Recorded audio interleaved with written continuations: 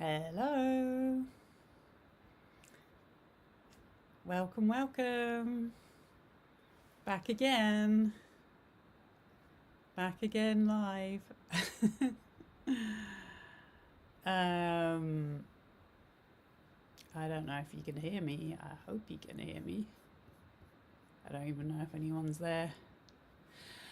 Anyway, I think I've got myself together this time. Let me speak up a bit because I don't have a microphone. So I've got my bits together.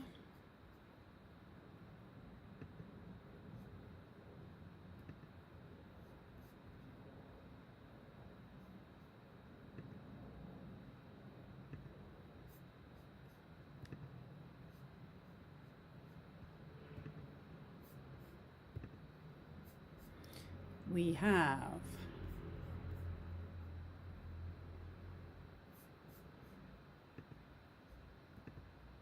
one document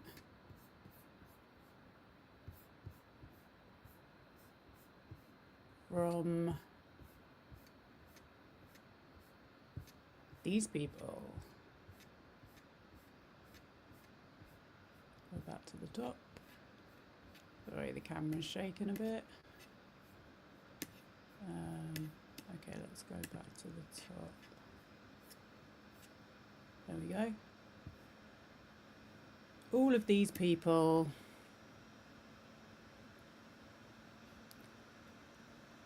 on behalf of this lady against Wayfarer Studios. Wayfarer Studios, Jamie Heath, Steve Sarowitz, Melissa Nathan, the agency group, registered in Delaware, obviously. That's a tax-free zone, by the way. And all these other agencies and whatnot. And then we have a video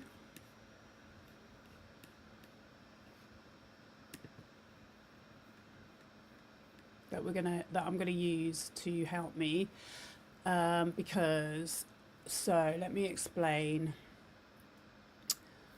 I want to just say that I do not really care about Blake Lively either way, but I think that what is alleged here is like so insightful to what is going on in our media, not just on YouTube but just in general, because it shows how publicity is done. It shows how we get these big news stories that just don't make any sense, that you think like, why the hell is that trending? It just seems totally irrelevant. Well, now we know. It's all laid out in black and white. We have text messages, we have email exchanges, we have the budget amount, which is crazy. It's like $175,000 for a 3-month campaign. So I thought, let me go through it with the help of, let me show you who I'm going to be using to help.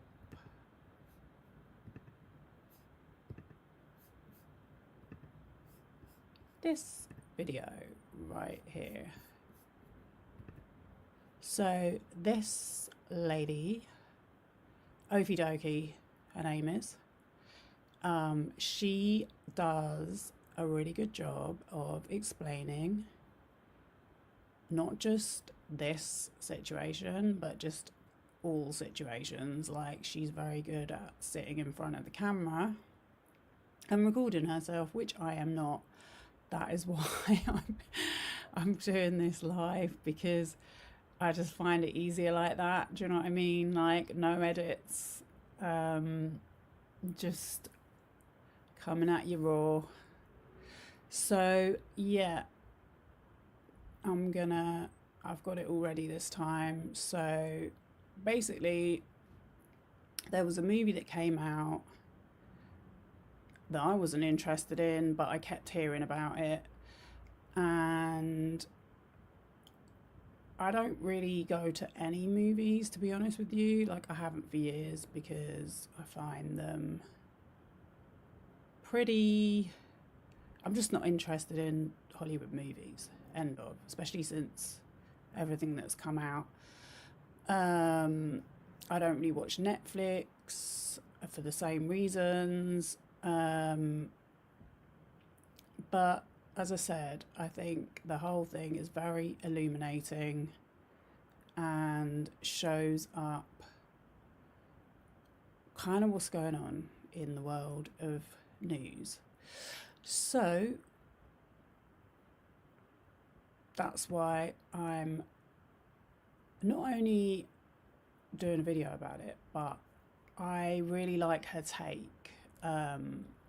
And I've watched a few of her videos, and she just has a really good understanding of this whole.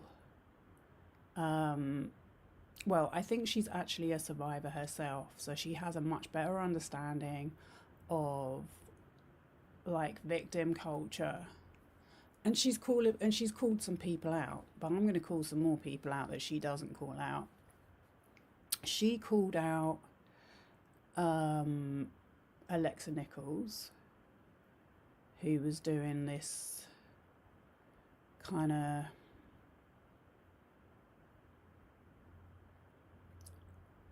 I don't know what it was really, like a victim advocacy channel, which was just a bit. I mean, I wasn't really, to be honest with you, I didn't really know about her. She was another one of those people. If you ever see people's names dropped in comments, like, you're never going to see mine, that's for sure. Because I go against what's trending. But when you see someone's name keep coming up in comments, that is a red flag that for some reason there's all these accounts going around trying to spread around misinformation. But yeah, she was one of those names that I would see in comments. And then she turned up on BJ Investigates. So that was when I first saw her. That was when I still watched her.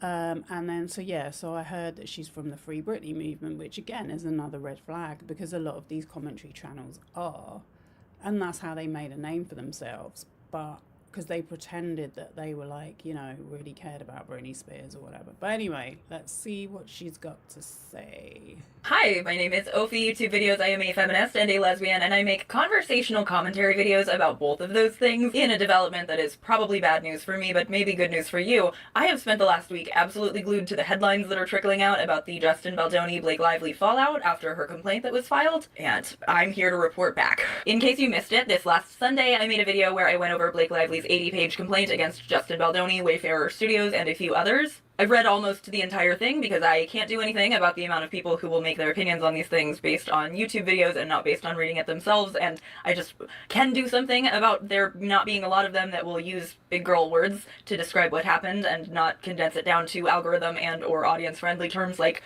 unsafe vibes. Yeah, so I actually posted it on my community tab in full. And yeah, it is very long, so I don't blame you for not reading it, but I find it very interesting. And another thing I want to say as well is I actually have a lot of personal experience of working with not Blake Lively, but a lot of other celebrities. Like, I used to work in that world. I used to work on set in the fashion world, so I've worked with loads of actresses like her, and I've worked with new mums as well, so I've seen how that all goes down, and I think that gives me a different perspective because I actually know some of these people that are mentioned, whereas a lot of commentary channels do not, and they don't seem to understand that celebrities are people at the end of the day. Like, do you know what I mean? What you read about them is all manufactured. Anyway,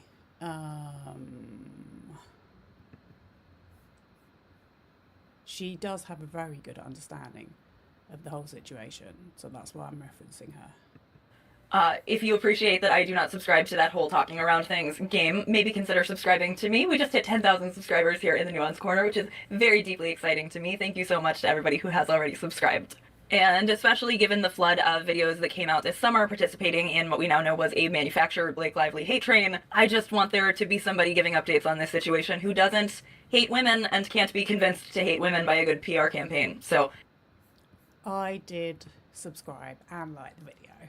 And yeah, this is what I'm saying. You're going to see as well, the person that was employed to do this job was the same agency that worked for Johnny Depp against Amber Heard. Ring any bells? How many channels made a name off of supporting Johnny Depp? Do you know what I mean? And then we find out that there was all these fake troll accounts and hashtags being trended and all the rest of it. And I mean, I didn't even really watch that trial for those exact reasons because I just couldn't care less. But I have seen this all play out and now it all makes sense and now it relates to other situations. Do you know what I mean?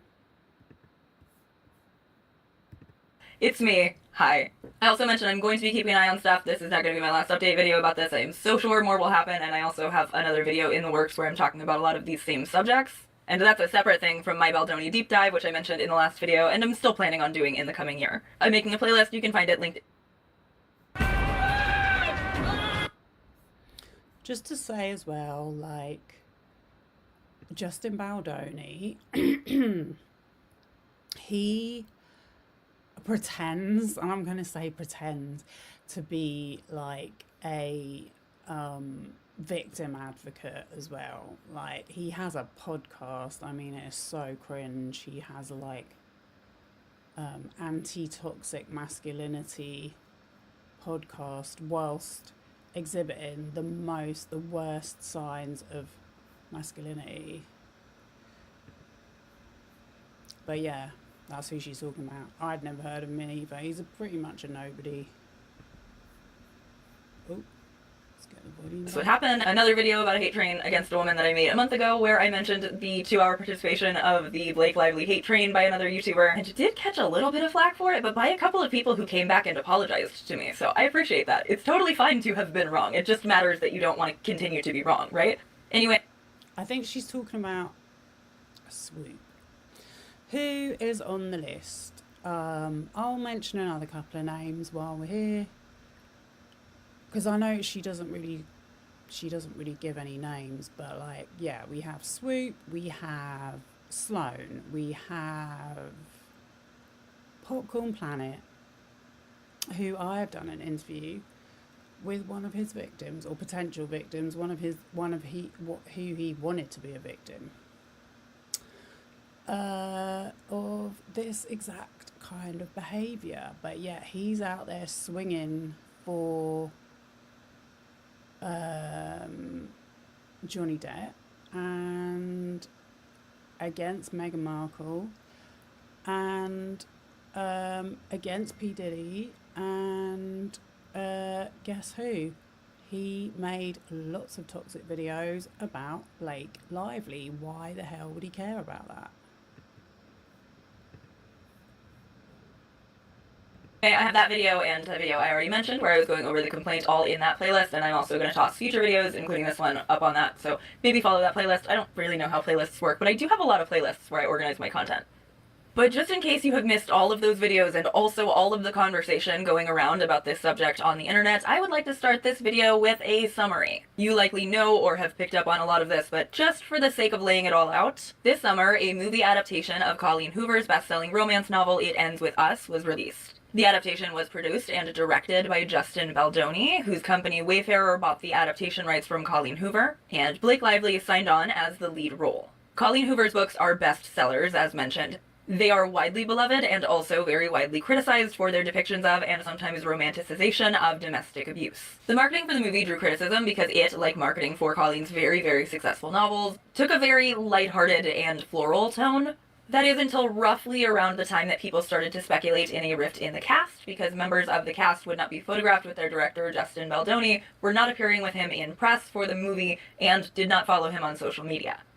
Justin Baldoni then made a hard pivot in the marketing of the movie, abandoning his previous participation in their pop-up floral shops, and instead milking and exploiting real-life stories of domestic abuse survivors. He used this to bolster himself even further as this feminist and activist, while tabloid rumors swelled in the background. Some complaints were made louder than others, like all of the complaints about Blake Lively.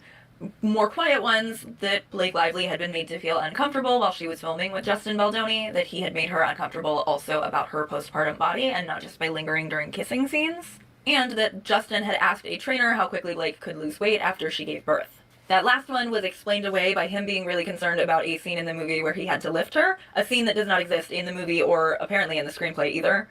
And even if it did, he really seriously could have just gotten a stunt double. He is the director, so if he's that worried about his poor back, simply do not lift her. You know who else did that?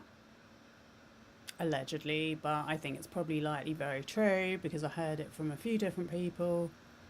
Kanye West with Kim Kardashian when they were doing the, you know, that video where they were on the motorbike. It was terrible.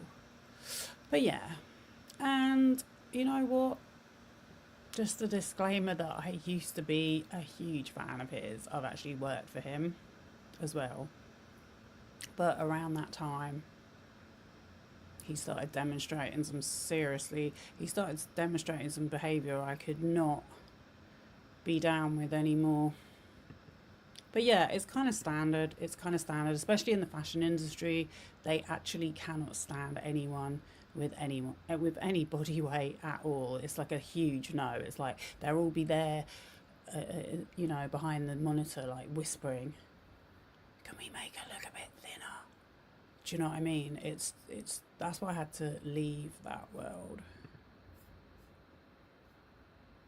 Blake Lively stuck with the original marketing plan, which I have tried not to jump around to too much, even though we now know a lot more than we knew in August at the time of all of this. But we do now need to go into some things that were going on in the background that were only recently made public because of Blake's complaint against Wayfarer, which was only just made public last week. In that complaint, we learned that the marketing plan, floral and lighthearted and not really talking about domestic violence unless they were asked to, was something Blake Lively and Justin Baldoni both signed on to, as laid out by the distributing studio. We didn't know that at the time, of course, so a lot of people fell for this story that started to circulate about how Blake Lively and Justin Baldoni were in conflict behind the scenes, but it was actually over creative control of the film. Then the final... Yeah, I want to say as well, like, I did see, they spent a huge amount of money on publicising this film, because I did see posters for it, like, out in the streets, on the like, at stations, and I had no idea it was about domestic violence. Do you know what I mean? Like, that's the last thing they made it look like it was about.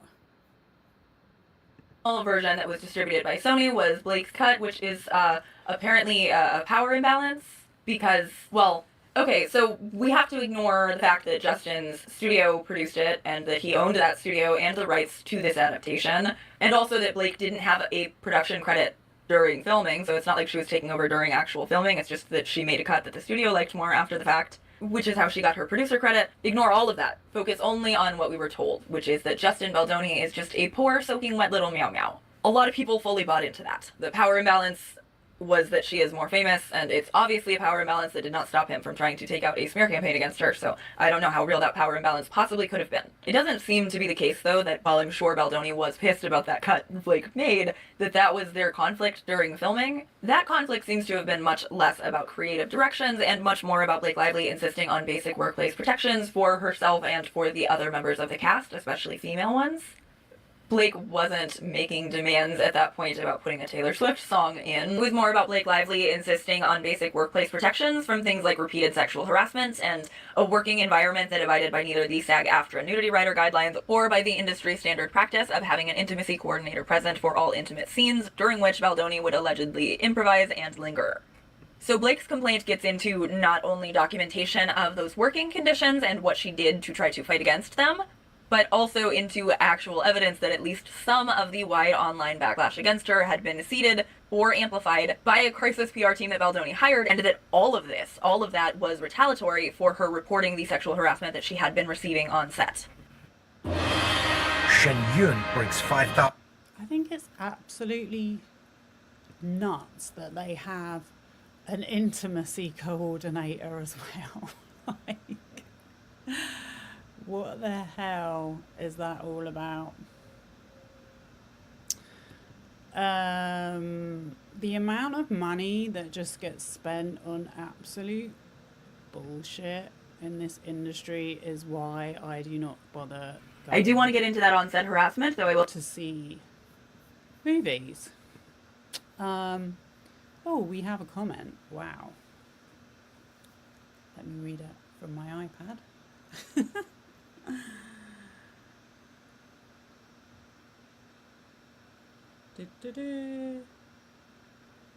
I thought it was about the end of the world or something. Really thought very little. Oh, you know what? Let me see if I can post your comment.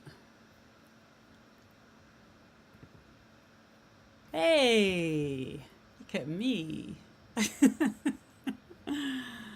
I thought it was about the end of the world or something. Really thought very little of it until recently.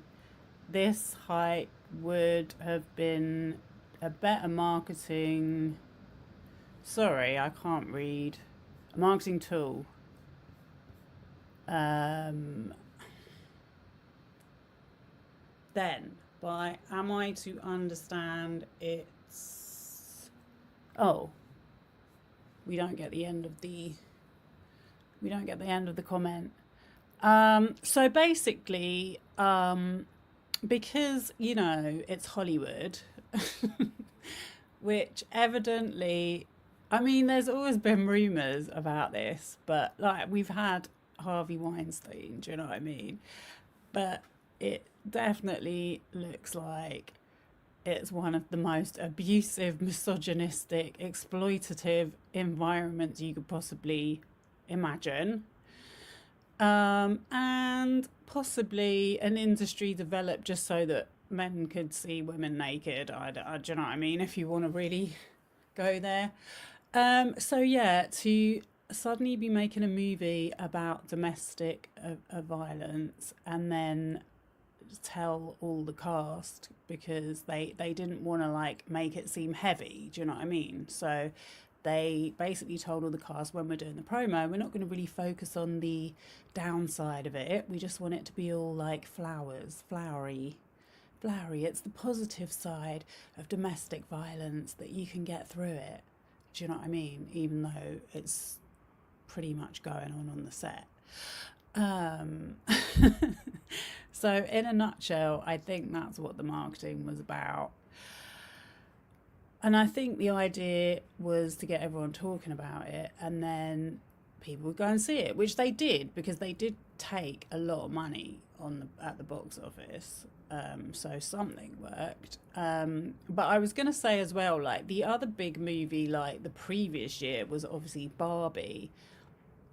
And they did the same thing over there. I mean, everyone was talking about Barbie, the movie. Do you know what I mean?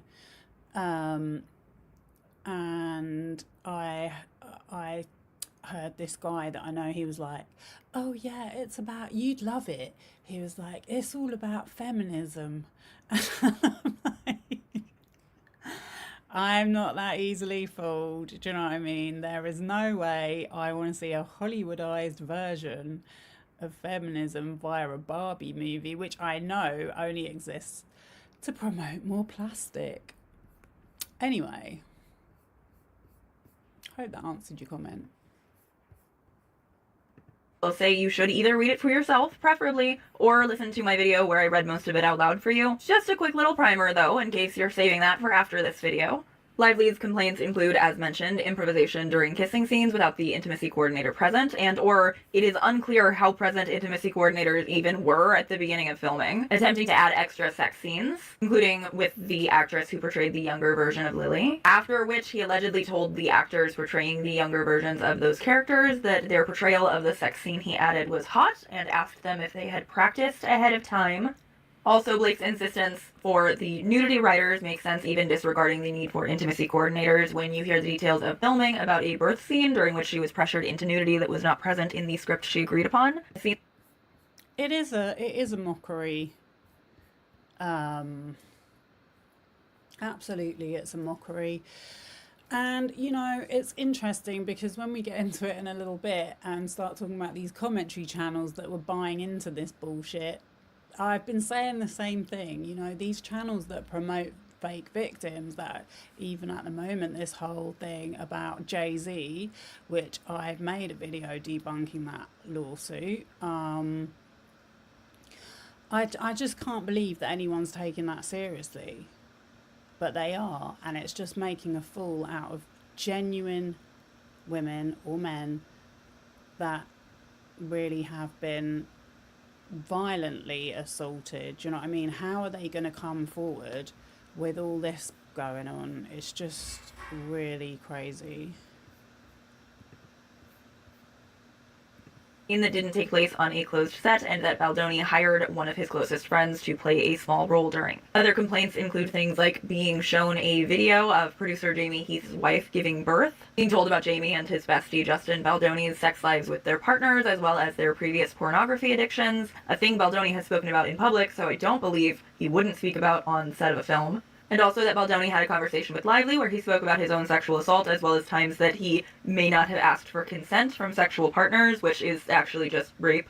He was admitting to sexual assaults. And I'll note this is mentioned in the complaint with Lively's driver as a witness, which I have to assume means they have already asked him if he's willing to back this up when this inevitably goes to court. I don't think that they would have publicized this complaint so widely if they didn't know they had stuff to back it all up. And also, I absolutely agree, and I absolutely agree that they probably didn't think nothing of this kind of behaviour, all lads together, you know what I mean? And, you know, the thing is, this isn't just something that goes on Hollywood sets. This goes on in all workplaces when it's predominantly men, you know what I mean? Like, let's be honest. So I think the fact that she's made this into a public kind of spectacle is a good thing, because it's just another step for people to start appreciating that women really have to go through this every day of our lives. Do you know what I mean? On top of all the other stuff we have to go, and they have to go through as well. On top of all the other stuff we're all going through, it's just kind of normal for a lot of us. Especially in the creative world, like that's where I work, in the creative world, and anytime I start a conversation about it, every woman there will be like chiming in with their own stories. Do you know what I mean? So if anything, this is a good thing, and again, why I'm focusing on it in this video. So I just believe Baldoni would say this. And I believe this because it is extremely consistent with the one single episode of Man Enough I have ever seen, where he offered Drake Bell essentially the same excuse, but plug in Drake's specific trauma versus Justin's. There are other complaints as well. I'm not getting into all of them because, again, you should just go read it for yourself or at least listen to my video. But there are also claims that Baldoni would claim to have a relationship with and speak to Blake Lively's recently deceased father, and just all other manner of inappropriateness on the set, as well as Lively's dressing room being barged into while she's in varying states of undress, her not being given breaks to breastfeed, is a lot of really bad stuff. That barging in when they're naked, that is so commonplace in the fashion industry.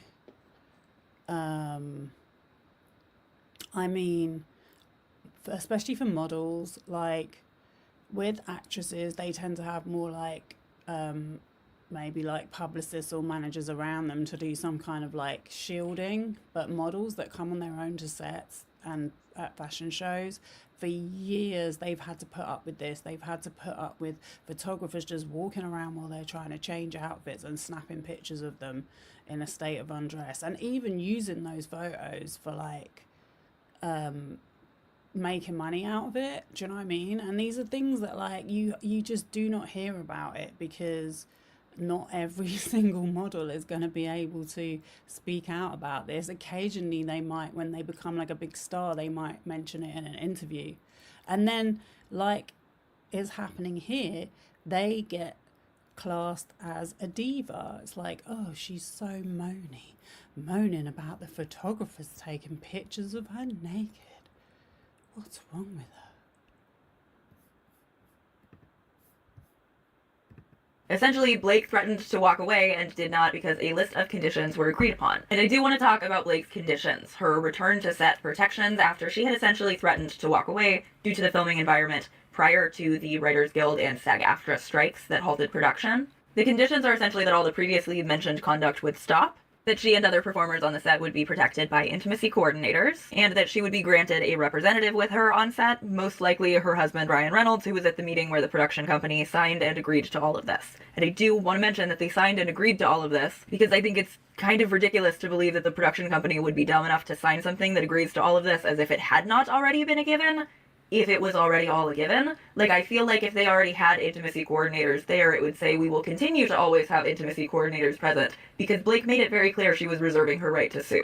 So I think that if I was going to take this in any way other than just believing Blake, it would have required for Wayfarer to do something even slightly tricky, like trying to say, oh, we will continue to abide by the previously signed nudity riders. But those clearly didn't exist, which tells me Justin Baldoni had no fucking idea what he was doing running this set that he kept running his mouth about was for a movie that was for the female gaze or whatever. So Wayfarer, Baldoni, Heath, everyone, they all signed to a bunch of stuff agreeing to Blake's claims, basically making all these new rules partway through production that never should have had to be specified in the first place, in my opinion. And the thing they signed also said that they could not retaliate against Blake Lively for any of her repeated attempts to make HR complaints. But they sure fucking did. Baldoni's aforementioned hard pivot during the promotion of It Ends With Us, we now know, came not long after he retained the services of a crisis PR team. Not just any crisis PR team, but Melissa Nathan, who represented Johnny Depp and helped to bring about the smear campaign against Amber Heard when Depp sued her for defamation. Baldoni was already represented by Jennifer Abel, and it is largely through text messages through Jennifer Abel and Melissa Nathan, obtained via a subpoena on Abel's former workplace, including a phone that she willingly returned after being fired that she had been texting all kinds of incriminating shit on. Shit that has now come out in 2 different legal complaints. The New York Times article, We Can Bury Anybody, lays out the first legal complaint just beautifully. You can find a link to that and to all of the other articles that I'm about to get into reading from in this coming video in the description below. But I just want to say about the New York Times, I just think it's funny how the New York Times does all these exposés, but they're kind of part of the problem. Maybe I shouldn't get into it right now, but they've been exposed, was it last week? No, it was obviously before Christmas, with the Luigi Mangione situation, where they were saying, oh no, we can't have his picture going up anymore because, you know, we need to make him look like a serial killer. So, and on top of it, they are suing OpenAI, and one of their main witnesses has just been killed. Which I've made a couple of very quick videos about it, because I think it's such an important issue that, again, is getting ignored. I mean, they're not doing anything in the algorithm, and it's like weird as well, because I've made 2 videos on it, and normally if you make a video about something, then other people's videos will show up, but nothing's showing up. So I think they might be suppressing that topic. But yeah, I'm not really a fan of the New York Times, I will just say that. But that essentially catches you up to where we were last Sunday, and this is purportedly an update video, so What are the updates?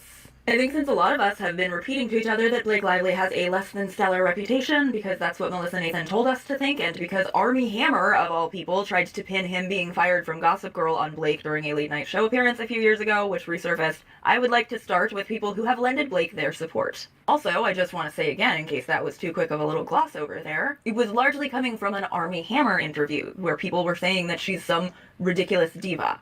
Armie Hammer. Not a man I would believe over literally any woman. I've gotten comments referencing him saying that, and also referencing Leighton Meester, who played Blair in Gossip Girl, and claiming that she didn't like Blake, who played Serena. I tried to find any kind of evidence of beef or drama between the two of them, and the only thing I could find was a write-up from this summer where somebody else was trying to figure out the source of that drama. And all I found was a quote where the director of Gossip Girl said that those two women weren't friends in real life. I have not found either a clip or a post or a tweet of Leighton Meester speaking negatively about Blake Lively, and nobody who has ever cited, oh, Leighton Meester already told us all about Blake Lively, has ever actually provided me with a source to any of those things, so I kind of think it maybe doesn't exist. This is exactly what goes on in the music industry as well. It's like Mariah versus J-Lo, Britney versus Christina, who else? Hailey Bieber versus Selena Gomez, is it? I don't know. I can't keep up with all these. And in the rap world, because, you know, in case you don't know, I am a bit of a hip hop gal at heart, and it was always like Little Kim versus Foxy Brown. Do you know what I mean? So, yeah.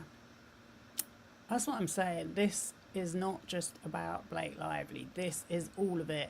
This is everything you've ever read or seen in blogs, in news articles, in fancy magazines. It's all manufactured to make women look bad.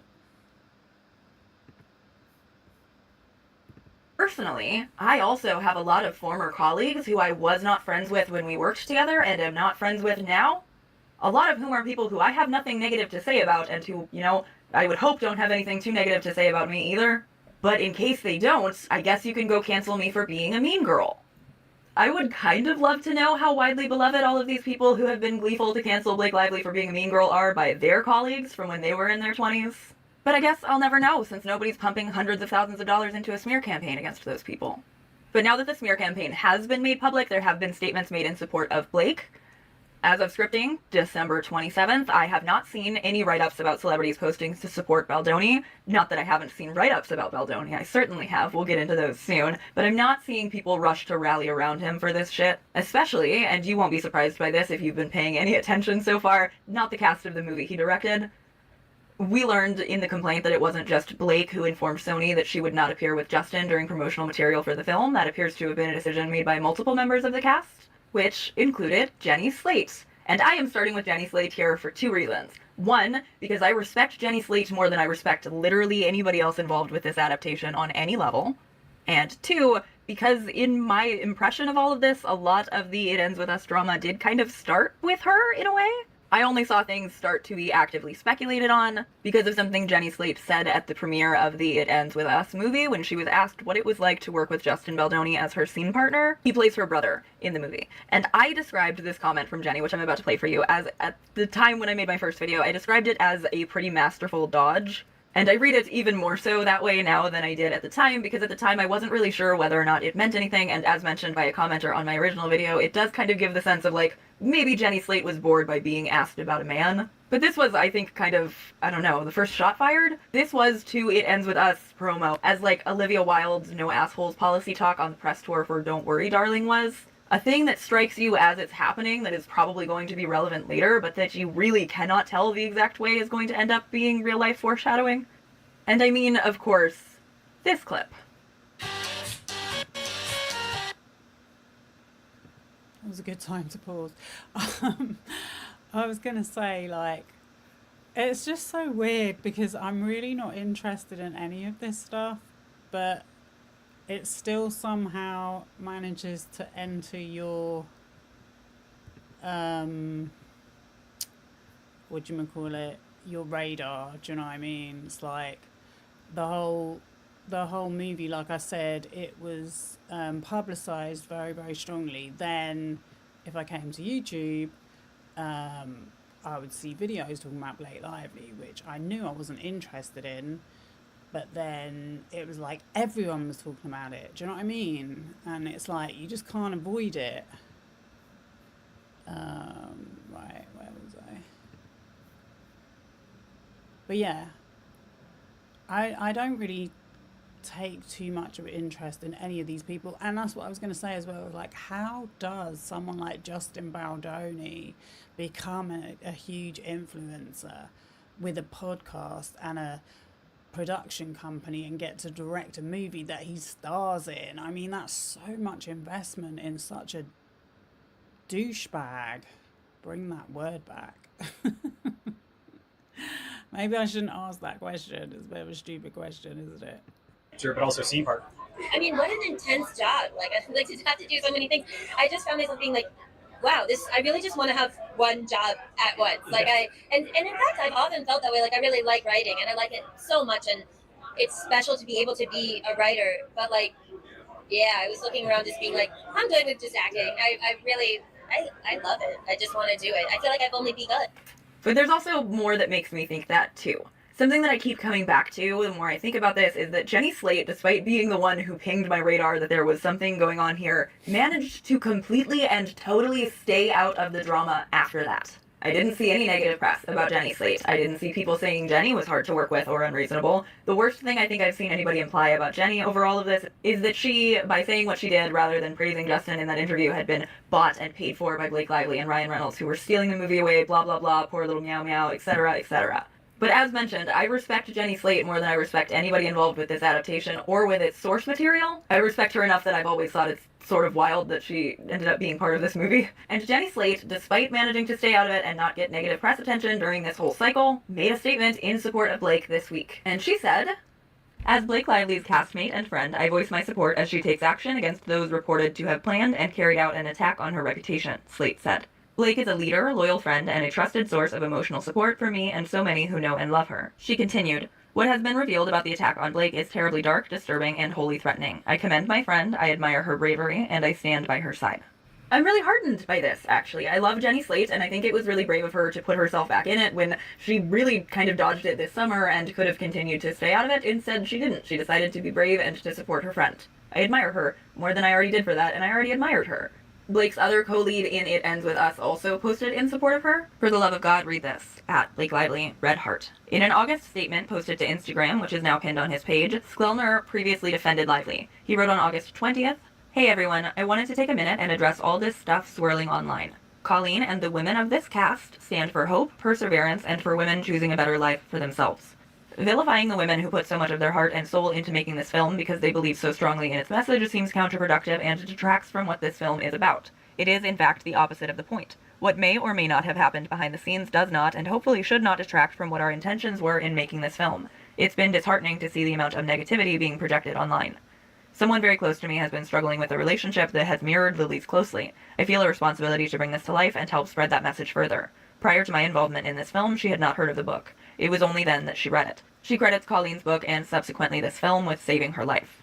Trust me when I tell you, there isn't a single person involved in the making of this film that was not aware of the responsibility we had in making this. A responsibility that all the women who have experienced generational trauma, domestic abuse, or struggle with looking in the mirror and loving who they see. This movie is a harsh reality check for the men who need to get their shit together and take responsibility for themselves and their actions. Just pausing for a sec.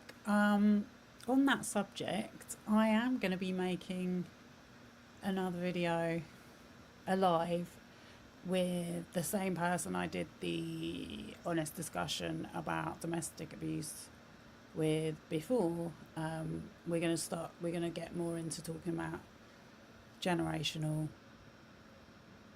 abuse.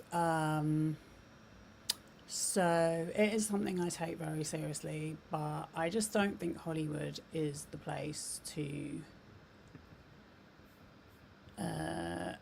it all seems very phony. Do you know what I mean? I mean, like she said,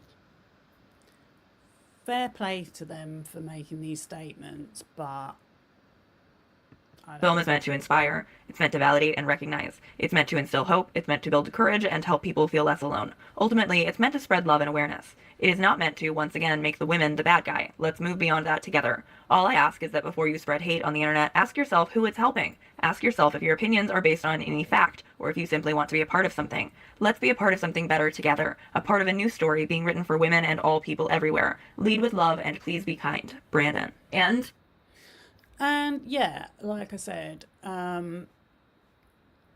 it all sounds lovely, doesn't it? But all of these, everyone involved here is all about ratings, is all about views, ratings, making a profit.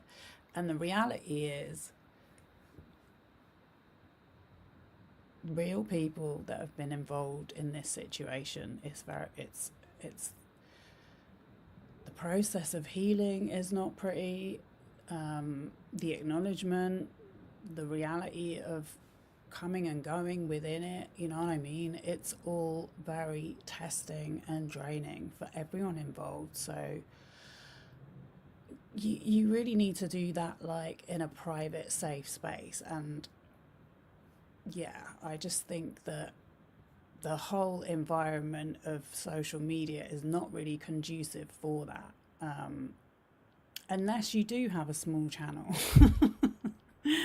But yeah, so no, all jokes aside, I definitely want to,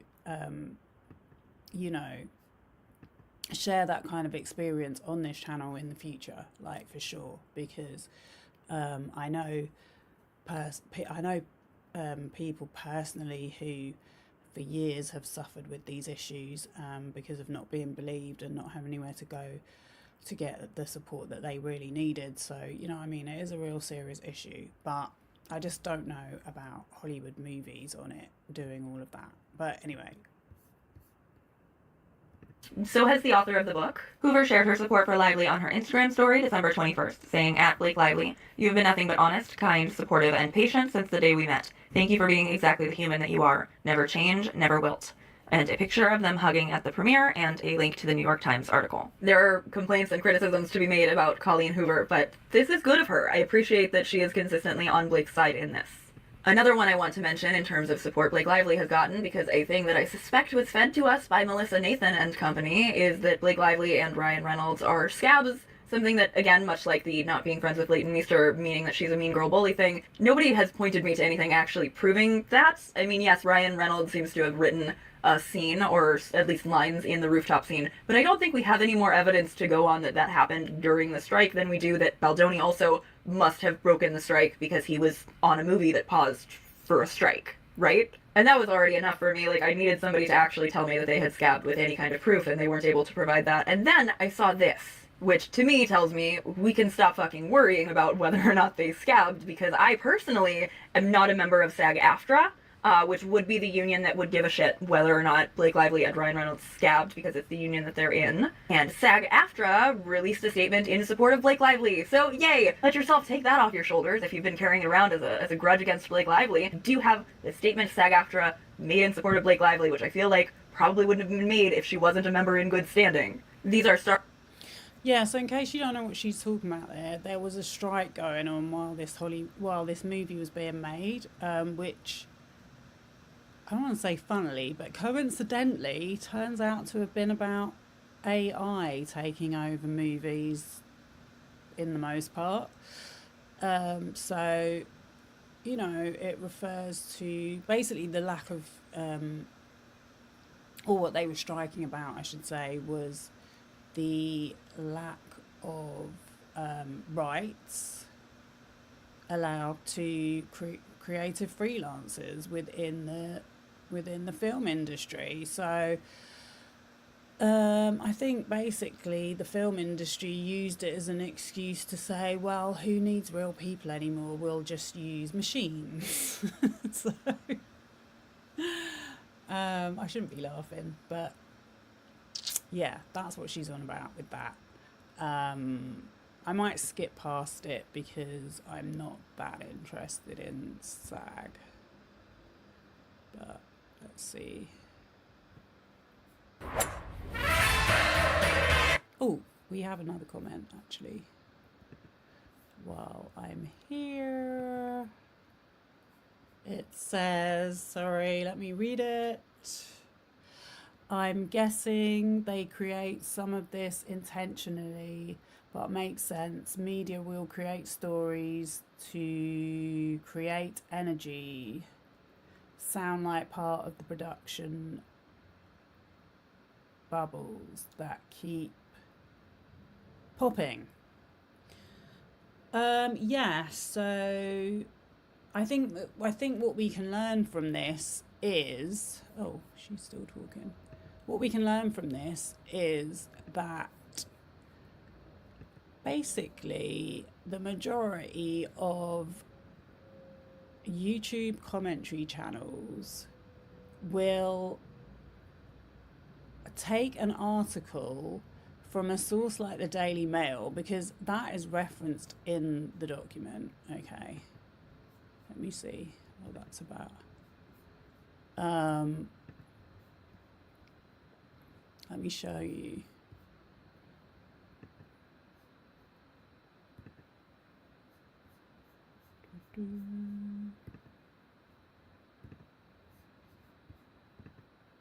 I might get quicker at this one day. Right.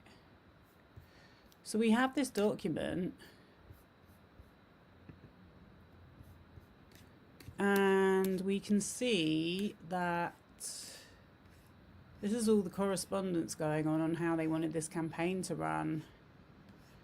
Because what they didn't want was, you know, any news that this guy was being basically a sexual predator on the set of a movie that was meant to be uplifting people that have been through domestic violence. So rather than make him the bad guy, they made Blake Lively the bad guy. And these are the kind of articles that I see that people source and make a whole video out of. And you'll see a thumbnail and it'll be like, Blake Lively cancelled, Blake Lively did this, da, da, da, da, da, like really over exaggerate some tiny little thing, you know, and make a whole video about it, and then someone else makes a whole video about it, and they get like really high views because we now know that they're being pushed in the algorithm by these PR companies. So that encourages them to make more videos about it. You know what I mean? Because if you're like a channel with like 10,000 subscribers and you suddenly get a video with like over 100,000, 200,000 views, you're going to be happy. You're going to be like, oh my God, I need to make another video about that. Or you could have some integrity. But that's the problem. Integrity is hard to find these days, especially when it comes to YouTube, which is where I come in. Anyway, let's go back to the video.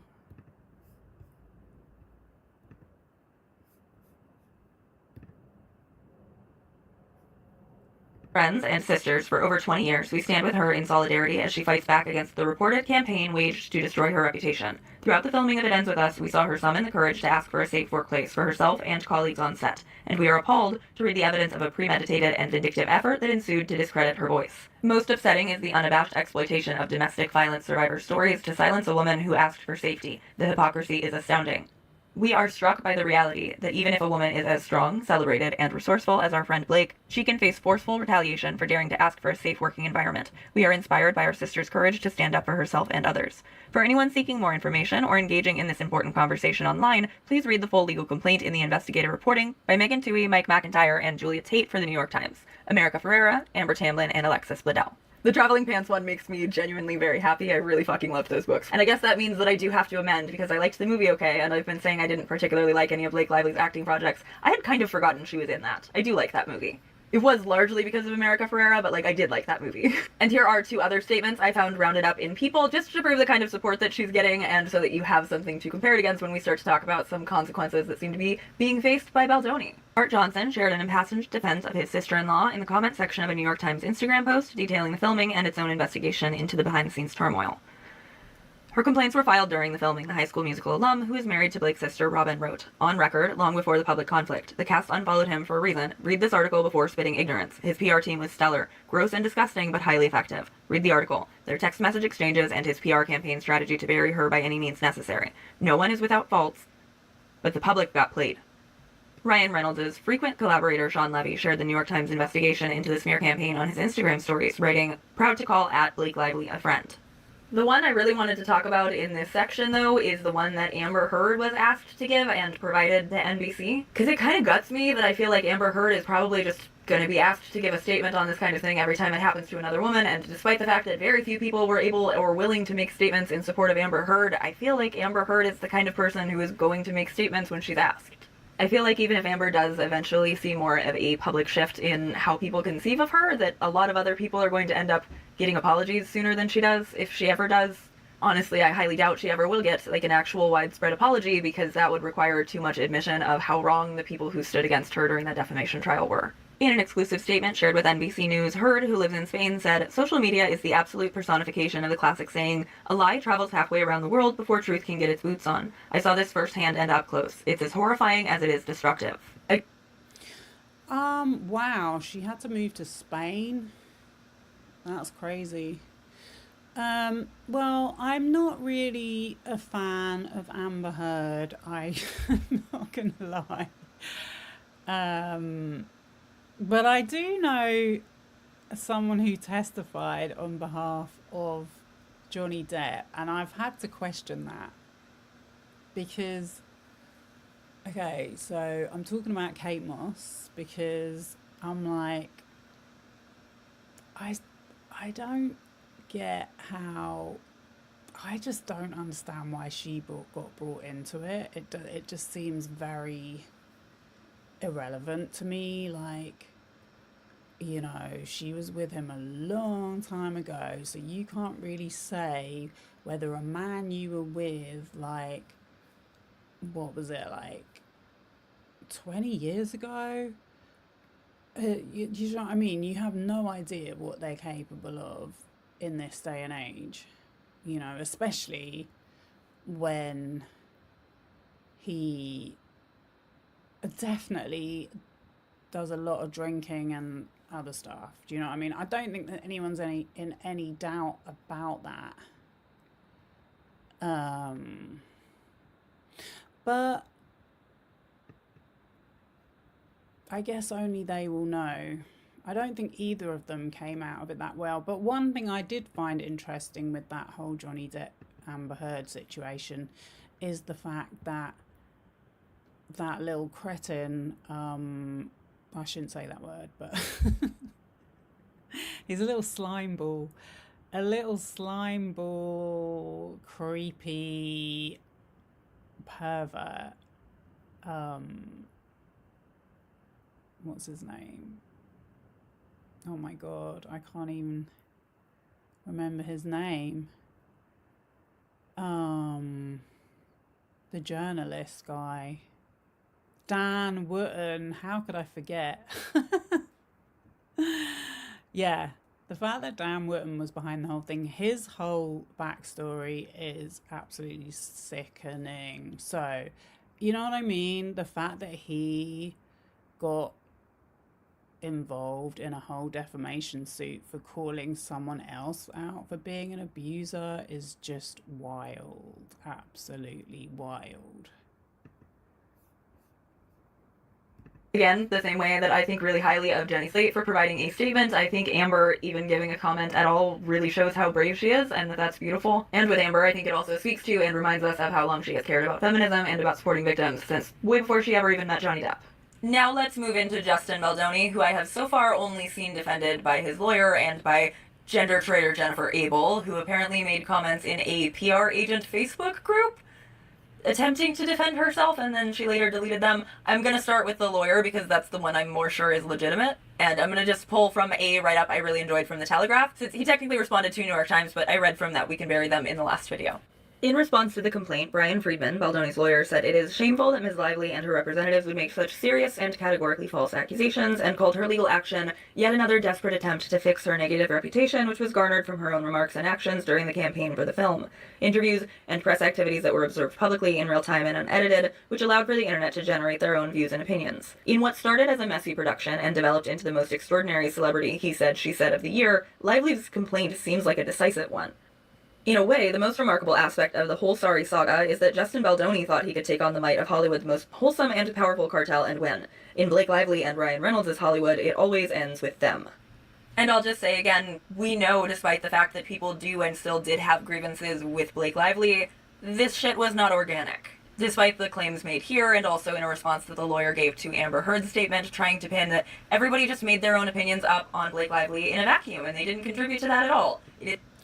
I just think as well, like, was she that bad? I mean, do you know what I mean? It was really stretching it to say that people were saying shit about her. I mean, they really had to scrape the barrel from what I heard. Mainly what I heard during the publicity campaign was that she was promoting her hairline, and then, you know, I mean, there was another British commentary channel that I actually wanted to mention. I've forgotten her name. It's Annie something. But I really want to see more women commentary channels. Do you know what I mean? And this whole subject of the Amber Heard, Johnny Depp is so male dominated. And then it was like the baby reindeer, the same people that were outraged about Amber Heard, then it was the baby reindeer, then it was you know, whatever woman they want to pick on next. And I just think it's a bit like, yeah, I don't really enjoy watching it, all these topics be dominated by male commentary channels. So I definitely want to see more females in the space. This is why I've started doing it. So yeah, I was watching this girl, and she was probably the one that I like clicked on and was like, oh God, why did I start watching this? Do you know what I mean? I was dragged in after seeing so many videos, so many thumbnails. I guess at some point you start thinking, oh, I wonder what this is about. So I thought I'd watch her, and it was basically just saying about how her whole hair product line was so terrible, and how she was promoting her husband's gin at a press interview. And then there's some journalist was saying that, you know, interviewing her, she was so difficult. And to be fair, I mean, I have met a lot of journalists, and they're not all great, trust me. Some of them can be very condescending. So there is this like tension between Hollywood actresses and British journalists, because we don't, in the UK, we don't really suck up to them the way that they do in the US. Do you know what I mean? But yeah, I mean, to say that people are as bad as they are, and I've noticed the same thing has been happening with J-Lo for months, ever since the P. Diddy I was going to say allegations, but ever since the truth about P. Diddy started coming to light, J-Lo, it's exactly the same stuff going on with her. And I'm like, the thing is, are you sure these stories are for real? I mean, they just sound like bullshit. And look at the source. It's always from the Mail, or like one of these like Instagram gossip sites. Do you know what I mean? Like, what are they called? The Shade Room or whatever. Do you know what I mean? But yeah, I mean, the fact that these people come out in her defense.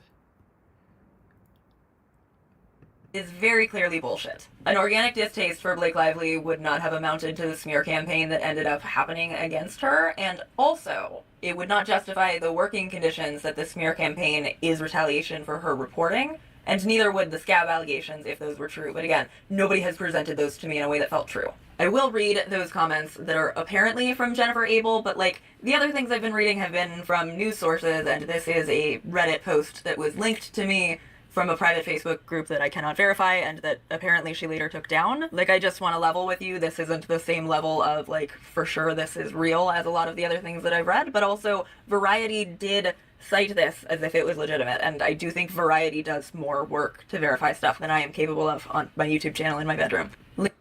I would actually question that, to be honest with you. Don't put yourself down. Yeah, in the lawsuit, oh no, it's not a lawsuit. I don't know why I keep calling it a lawsuit. It's a complaint. In the complaint, I'm not going to switch back to it because it's too much effort to keep going between screens. But yeah, Reddit comes up as one of the places that they were going to use to post threads about, you know, these rumors of her being such a terrible person. So, you know what I mean? Like, it's just really made me understand that, because I've been in like other Discord servers this year where Reddit posts are like a big source of the information, shall I say, Reddit and Twitter. And these two are the most uncredible, it would seem, places to go. Because, do you know what I mean? I get that, like, they were considered a safe space for whistleblowers once upon a time, but I just don't know whether that's true anymore, if it ever was. I mean, who knows? But all I'm saying is they were cited heavily in this document, so I wouldn't really trust anything I read on there. I mean, do you know anyone that has a Reddit account? Because I don't. Well, I know of people, but let's not even go there. Speaking of which, I was gonna read another comment. What does this say? It sounds like BJ recently talking about Nancy Grace using her name in a story from another story. The microcosm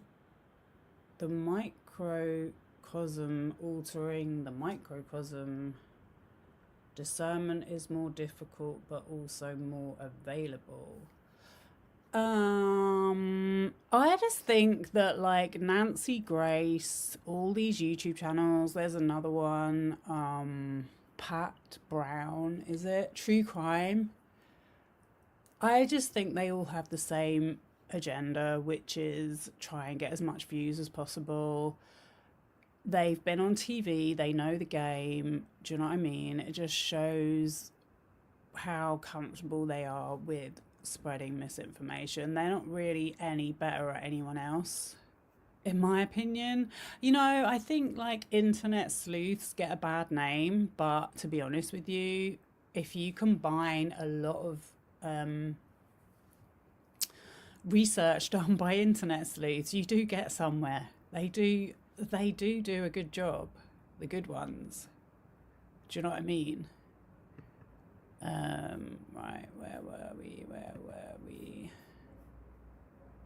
Linked in the description below as well. Like always, here is Jennifer Abel's apparent response to the New York Times write-up. Hi.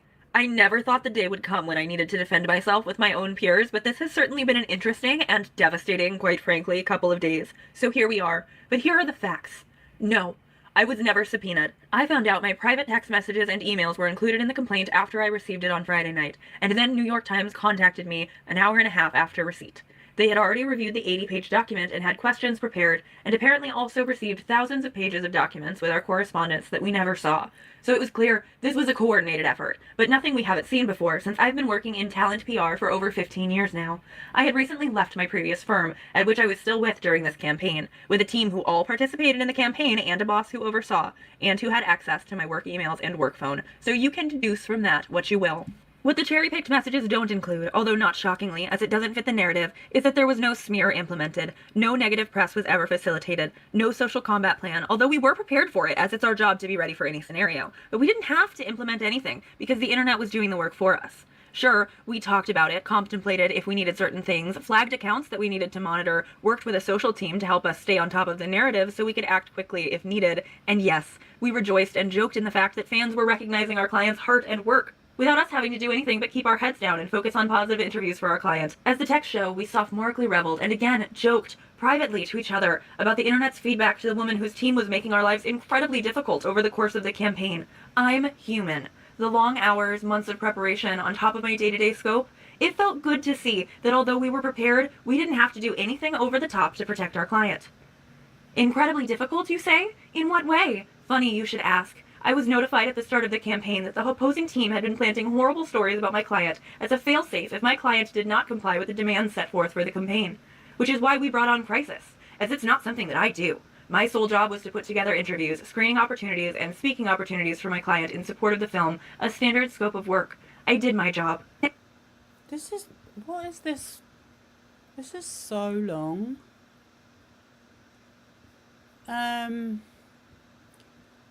I was going to say, like, she said they brought on a crisis team. Like, this is the thing that gets me, yeah, because I just want to go back to the lawsuit for a minute. Not the lawsuit.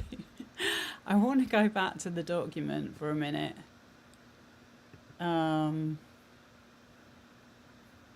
Because...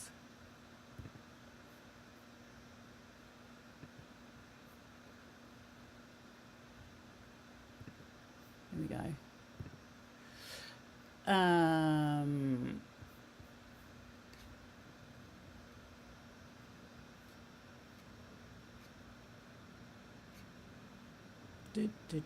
These are all the messages, by the way, that she said she wasn't subpoenaed for.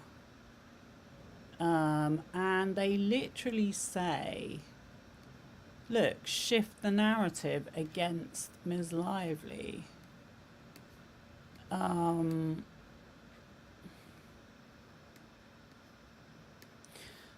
The majority of socials are so pro-Justin, and I don't even agree with half of them, lol. I mean, I'm not being funny, but he's probably got fans just because of people think that he's a good-looking guy. That's normally how it goes. People will overlook anything if they think someone's good-looking. But yeah, it definitely says that they were planning to discredit Blake Lively in these messages. Look, this is Justin saying what he wanted. A few days later, on August 5th, 2024, Mr. Baldoni set the narrative for the social media campaign, sending Ms. Abel, that's who that statement was from, right? A screenshot of a thread on X, formerly known as Twitter, that had accused another female celebrity of bullying women. Mr. Baldoni stated that is what we would need, and then that's a screenshot of it right there with her response. And it's a picture of Hailey Bieber, which again, I think it was about Selena Gomez, but correct me if I'm wrong. And then it says Ms. Abel responded that she had just spoken to Melissa about this, about what we discussed last night for social and digital. Focus on Reddit, TikTok, IG. with reassurance that Ms. Lively would be destroyed and buried. So I don't know how she can come on and do that long statement denying it. I just think these people just don't know when they're lying and when they're telling the truth, honestly. Where's the bit where she said about, look, you know, Ms. Nathan followed this by assuring Ms. Abel, you know we can bury anyone, but I can't write that. So she thought not putting it in writing was, you know, didn't mean it was true. But yeah, there's this bit where she's talking about she had a meeting with one of her friends from 12 plus years, who will basically be able to get articles out to US Weekly, was it People? US Weekly, I used to be obsessed with. And I feel absolute shame about it now. But you have to live and learn. You know, I got to a point in life where I started realizing that gossip was absolutely toxic. And I'm very glad that I did. But yeah, I should have probably written some notes or something. But yeah, I mean, the evidence is all here in black and white. Do you know what I mean? Or blue and green and white, that lays out exactly how they planned these posts and to give. And I mean, it doesn't even take very much. Do you know what I mean? All they have to do is kind of like let's say they're friends with an account like US Weekly. I mean, I don't know if they have a TikTok. I'm assuming they do. And then if US Weekly like reposts someone who's made a video about it or likes it, or do you know what I mean? Or what they do is they'll post it in their article. They'll post the tweet in their article or the TikTok. Do you know what I mean? That's how things go viral that easily, because then someone else will copy it. So it's all there. It's all there in black and white. Now, what kind of woman would work against another woman who was a victim of all the things being claimed? Thanks for asking. After reviewing the evidence, facts, hard proof that countered every single thing that was being claimed and demanded at the start of production, I made a choice to stand by my client of almost 5 years, who had dedicated his life to the equal treatment of others, especially women, who had... I just realised I'm still on the... Oh. Let's go back to the video.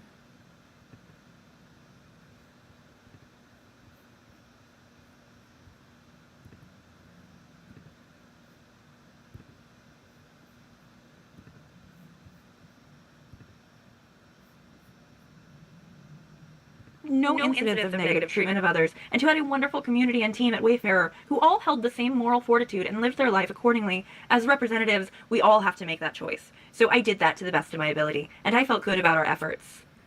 Is my client perfect?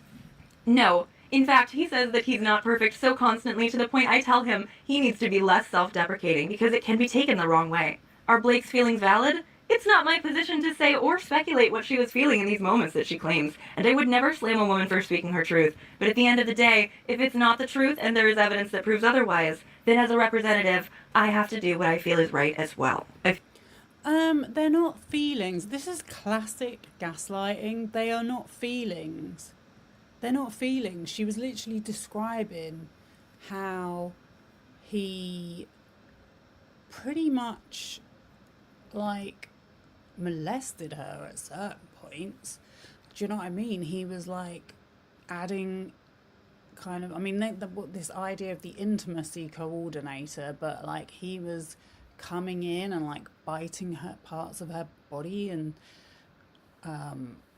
yeah, and making her watch videos of his wife giving birth and discussing all sorts of stuff. Do you know what I mean? That is not feelings.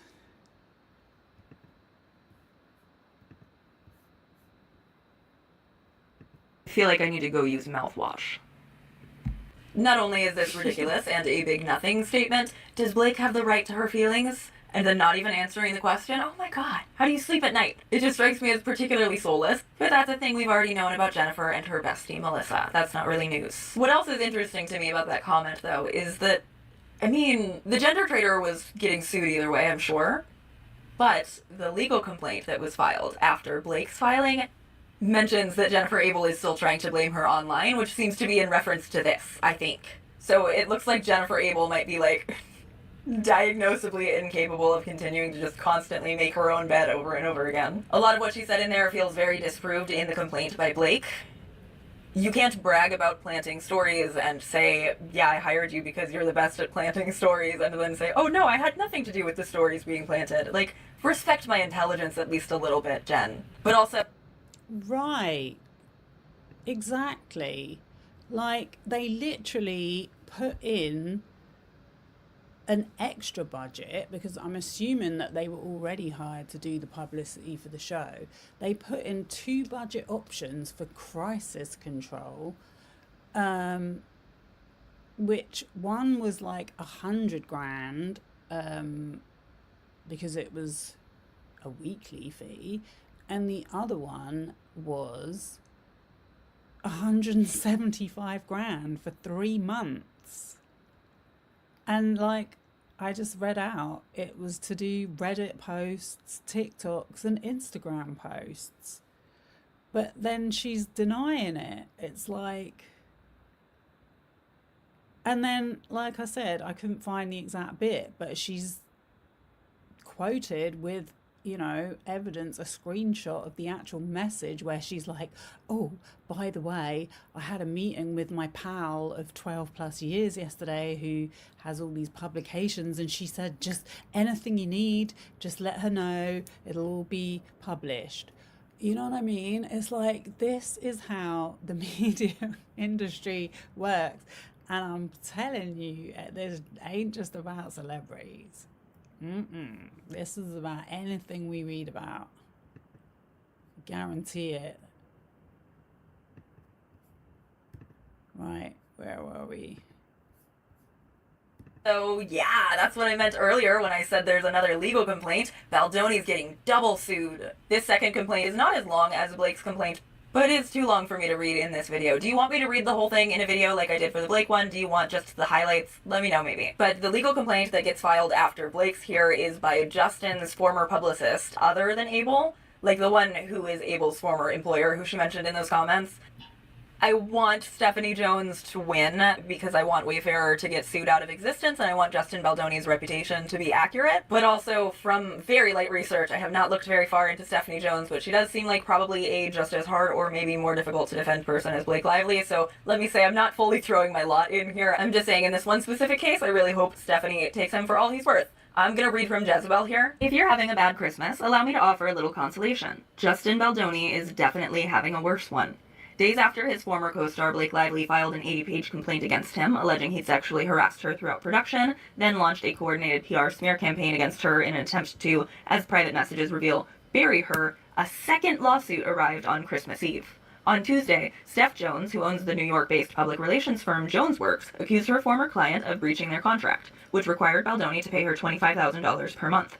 According to Jones, Baldoni prematurely parted ways with the firm in August, just a few months into a year-long deal, after his publicist, Jennifer Abel, left the company to launch her own firm. Abel and publicist Melissa Nathan are also named in Jones's suit. They are accused of creating the smear campaign against Lively and blaming Jones for the fallout. Also alleged in the suit is that Abel took documents from Jones' work to start her own public relations firm, and that Jones was removed from Baldoni's representation during the It Ends With Us campaign.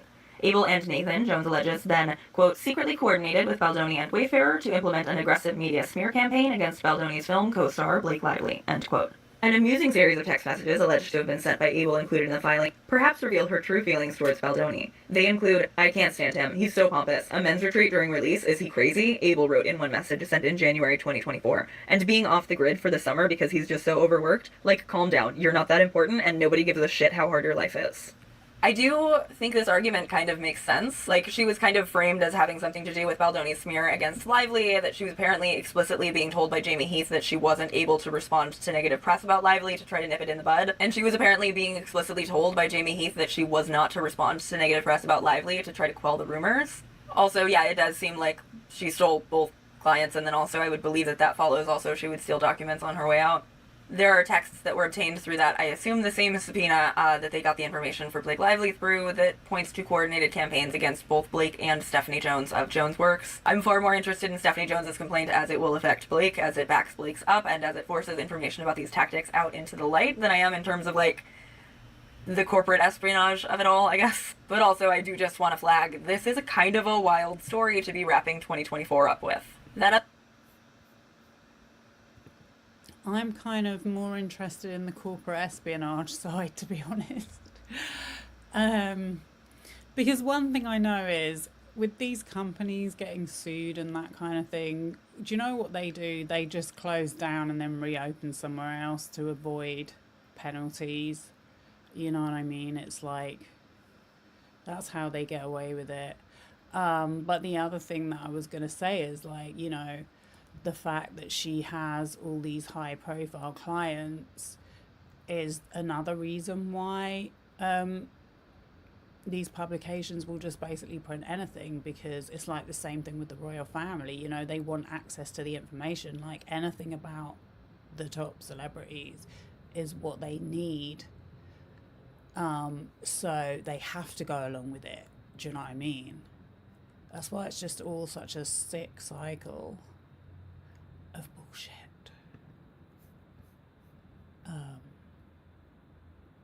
But I like this girl's breakdowns. I think she does a really good job. Another legal complaint, though, is not the only consequence that Baldoni seems to have faced in the last week. He was also dropped by his agent, who also represents Blake Lively. But there were also some more consequences, and I do want to run through a few of them. Starting with Liz Plank, the token woman on the Man Enough podcast. She resigned. I had already been seeing rumors that she had distanced herself by the time I filmed my last video, but I wasn't sure how substantiated they were, so I didn't mention it then. But she has now officially left, according to a statement on her Instagram, where she wrote, "I'm writing to you today to let you know that I have had my representatives inform Wayfarer that I will no longer be hosting the Man Enough podcast. Thank you for trusting me with your hearts and stories, for holding space for mine, and for making this show what it was. I will miss you, the listeners, so much. I love what this community created together with every fiber of my being, and that's because of you." I do not believe that she loves it with every fibre of her being.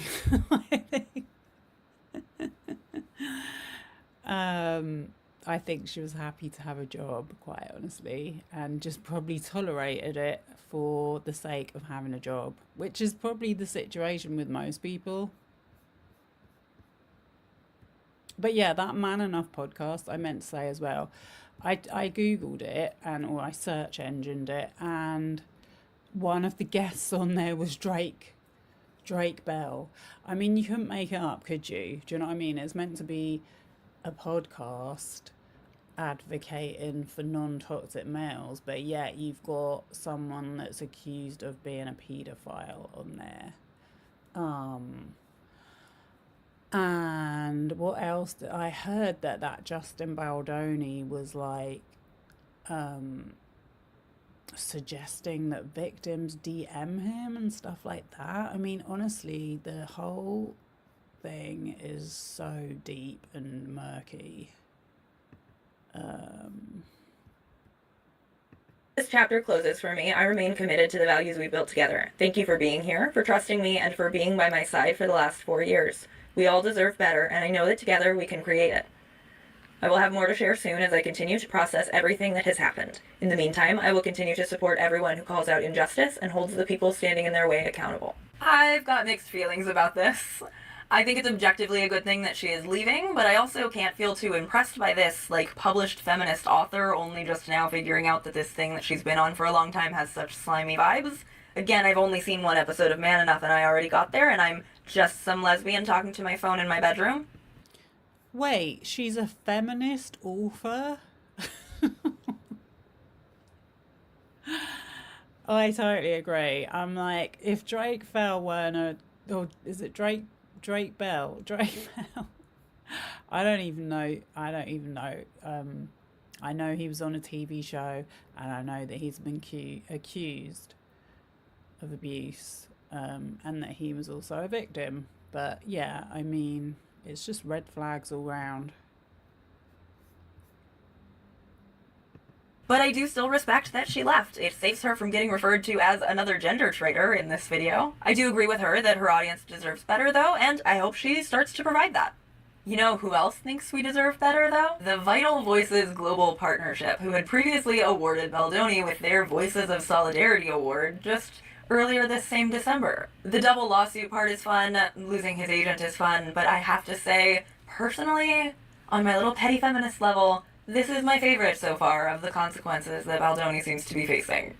They took his award back. They ripped the good boy cookies right out of his hand. In an Instagram post about his Vital Voices award earlier this month, Baldoni wrote, "My hope is that we can teach our boys while they are still young that vulnerability is a strength, sensitivity is a superpower, and empathy makes them powerful. Being a boy and a man is amazing and nothing to apologize for, and to value all the beautiful and complicated parts of them that make them human," Baldoni added in his caption. His post read like a personal mission statement. Boys should be strong, brave, kind. I believe with all my heart that once our boys learn to be safe spaces for themselves, our world will finally be a safe space for everyone. By Christmas Eve, Baldoni deleted his post after Vital Voices scrubbed him from its website Monday. And the official rescinding statement from Vital Voices, the Voices of Solidarity Award honors remarkable men who have shown courage and compassion in advocating on behalf of women and girls. On December 9th, 2024, we recognized Justin Baldoni with this award. On Saturday, December 21st, we learned through news reports about a lawsuit brought by Blake Lively against Mr. Baldoni, his publicists, and others that is disturbing and alleges abhorrent conduct. The communications among Mr. Baldoni and his publicist included in the lawsuit, and the PR effort they indicate, are alone contrary to the values of Vital Voices and the spirit of the award. We have notified Mr. Baldoni that we have rescinded this award.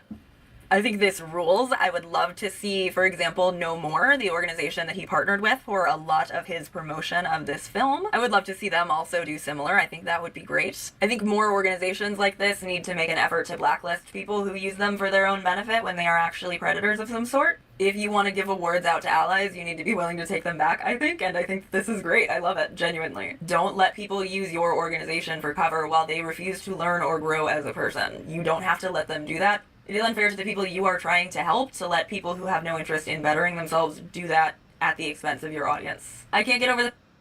I mean, it just goes back to the point I was making earlier, that this is not really the place to be dealing with these issues. Do you know what I mean? If anything, the entertainment industry is what causes them.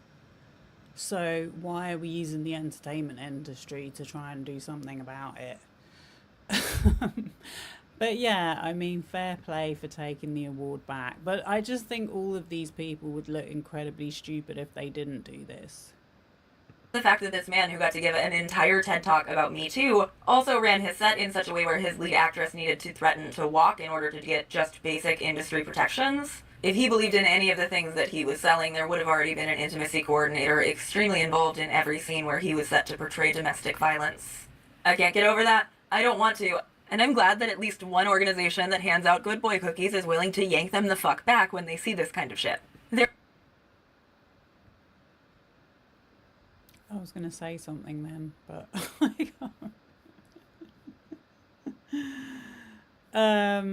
I don't think he believed a word of what he was saying. Do you know what I mean? It's so disingenuous, the whole thing. I just... Ugh. I can't believe people fell for it.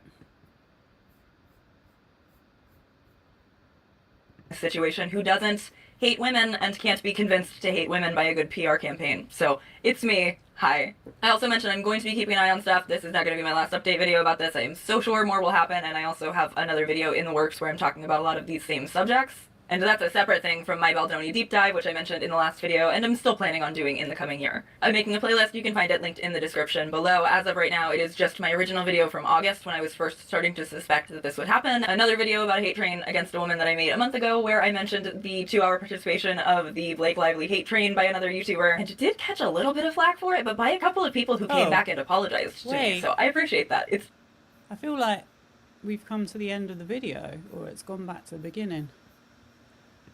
Oh, okay. Well, I think that was more of an update than explaining the actual situation. So that's kind of like the fallout. But I'm making my video in support of yours. I want to raise the wider issue that the commentary channels that have already reported on this, and this is another thing about YouTube that I find so frustrating, is everything takes time to research, you know what I mean?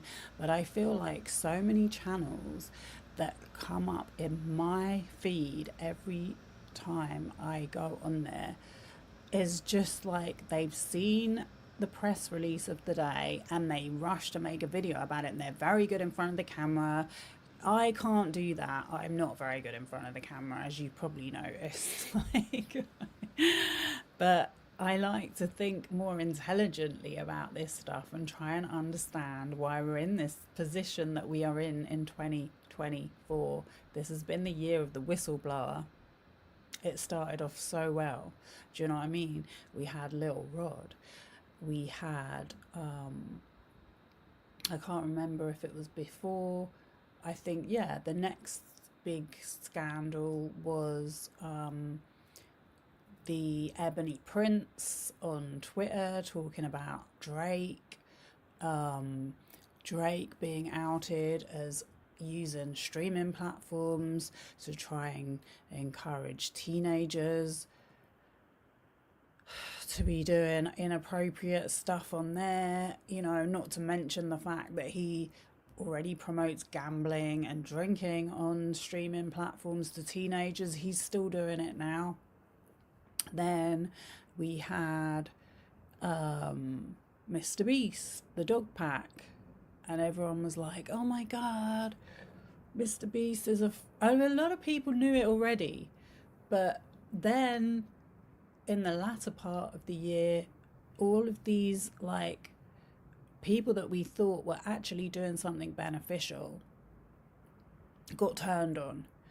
Do you know what I mean? And I just really think people need to start using their heads a bit more, because there just doesn't seem to be any criticism going on when I see commentary, you know what I mean? And I'm like, I get that some people, like that I've mentioned, they must be aware that they are promoting horrible people, and like she calls it hate trains for people like J-Lo at the moment, like I said, Jay-Z. I mean, look, as I've said before, I don't know anything personally about Jay-Z, but what I do know is we've not seen any of his victims come out and say anything other than one that was the most pathetic, weakest lawsuit I've ever seen. And no one fact checked that information. And then when the NBC did the interview with her, where she said that she was autistic and all the witnesses just happened to be dead, or her dad, who supposedly drove her for 3 hours to the venue, didn't remember doing it. Like, they all discounted that and said, oh, she's autistic. Like, it was just insane what was going on there. And the same thing that happened with Mr. Beast. Like, everyone just overlooked everything he's about for one or two incorrect details. Do you know what I mean? It's like, it's just been a really overwhelming experience. And anyway, the other thing that I wanted to mention was that the connections that go on in this industry as well, like, don't get reported on. So, for example, this crisis firm, Melissa, whatever her name is, Melissa Nathan, who, like we mentioned, did the PR for Johnny Depp's trial. I don't know whether she worked for him before that. Okay, so her company is owned by Scooter Braun. Do you know what I mean? It's like, let's not even get started into all of the stuff he's done. So it's a deep subject, and I don't really know how to end it other than thank you for watching. I'm going to keep my eye on it, and I don't think we have any more questions. You do great in front of the camera. Oh, thank you so much.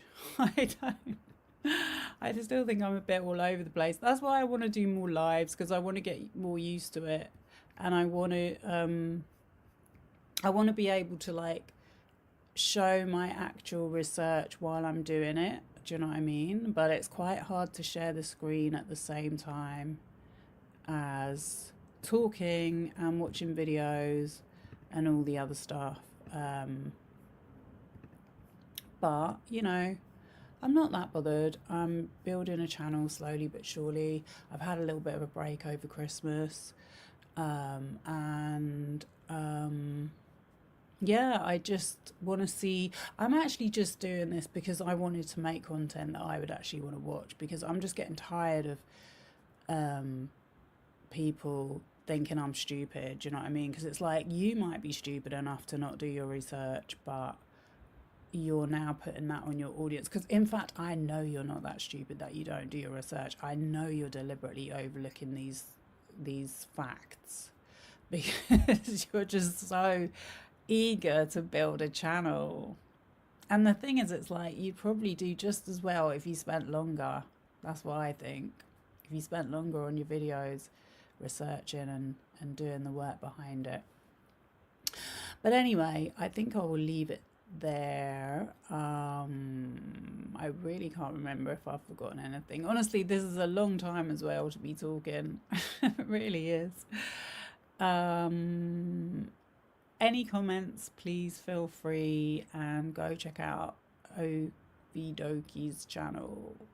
She hasn't let me down yet, but she's getting to that stage where she started off as a small channel and now she's getting into dangerous territory as her channel starts to grow. I did actually comment on one of her videos and she didn't reply, but I get it. I try and reply to people's comments as well. I was actually thinking I might do another video where I go through comments. But anyway, I will see you on the next one, and have a very good Happy New Year. Bye.